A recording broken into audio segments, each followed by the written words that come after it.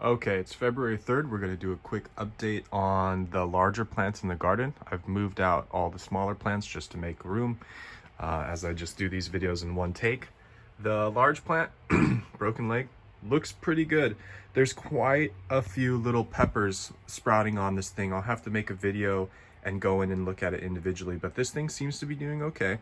Spider mite problem is pretty under control with a couple sprays of Azamax pretty much every other day. I do still sometimes see some webbing in there, so there's some residuals, and there's some yellow leaves. I don't know if we can see anything there, but so certainly still some ailments on this plant, and I think that's going to be something I deal with in the tent.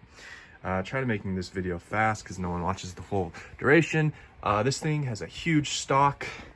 So does this thing, probably from all the nitrogen. Leaves look good. Well, some leaves look good.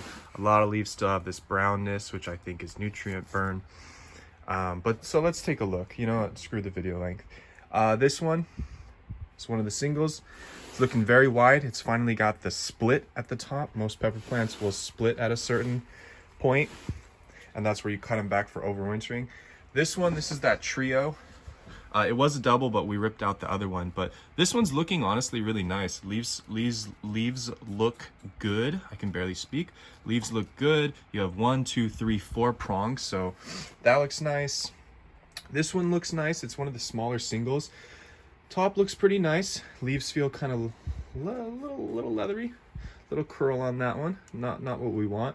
But again, we're not going to be juicing these as hard. I think we're going to give them a lot less. So this one's, you know, the growth, the height is not what I wanted on this one.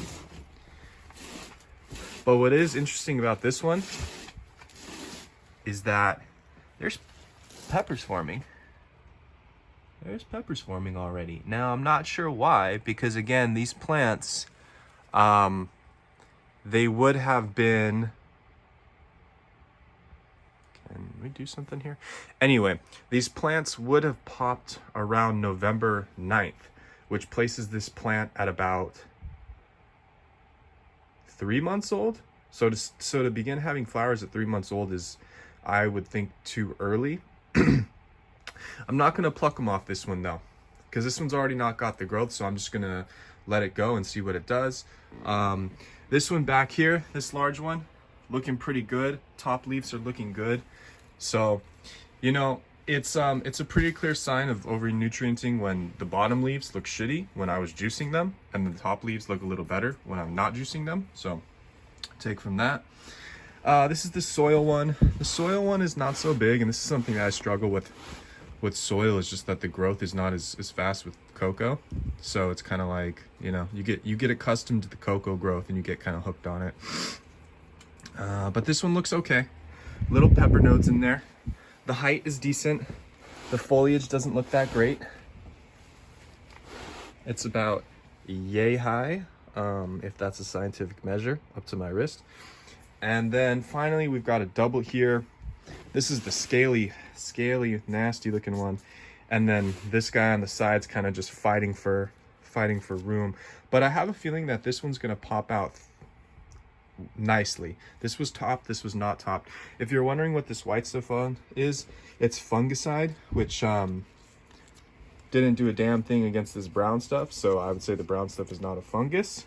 That's, you know, my interpretation of the results. And I think that's it for the tall ones. I think 4-minute video is good. We're still rocking decent humidity. Temperature is just a slightly low, but it's doing okay. And again, got a couple bright chilies on this baby. Boom, I'm gonna pop one of those in soon.